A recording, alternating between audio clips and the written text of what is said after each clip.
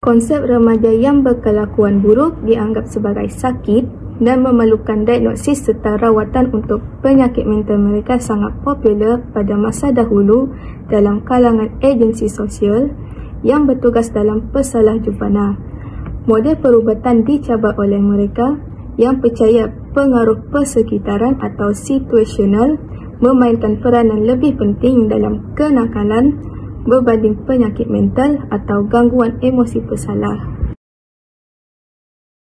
Kajian oleh Solis Junior 1980 mengenai pembunuhan yang dilakukan oleh remaja membawa beliau untuk mengklasifikasikan golongan remaja pembunuh kepada 3 jenis personaliti, iaitu tidak berempati.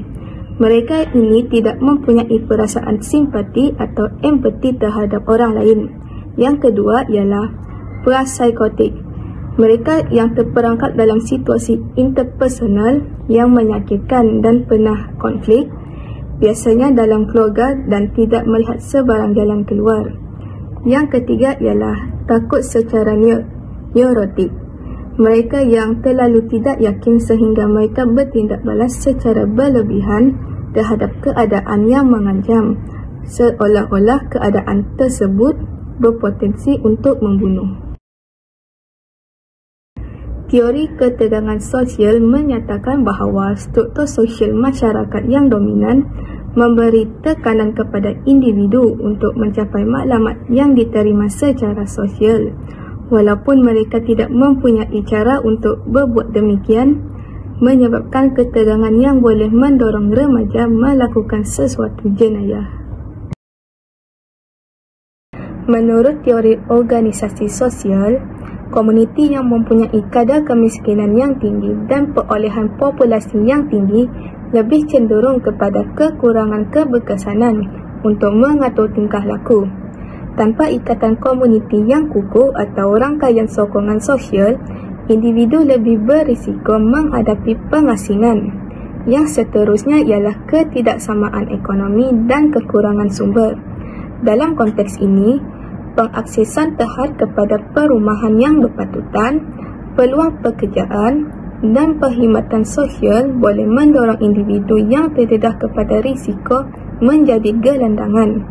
Di samping itu, kekurangan sistem sokongan sosial.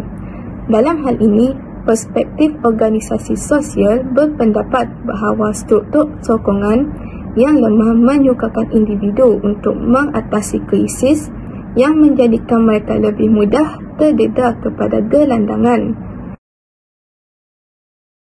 Menurut Children International 2019 merujuk kepada Feeding America yang menyatakan bahawa kanak-kanak miskin lebih berisiko mengalami kelaparan, ketidakcukupan makanan yang akan memberi kesan seumur hidup, termasuklah pencapaian rendah dalam bacaan dan matematik, mengalami masalah kesihatan fizikal dan mental, serta tingkah laku dan berisiko obesiti.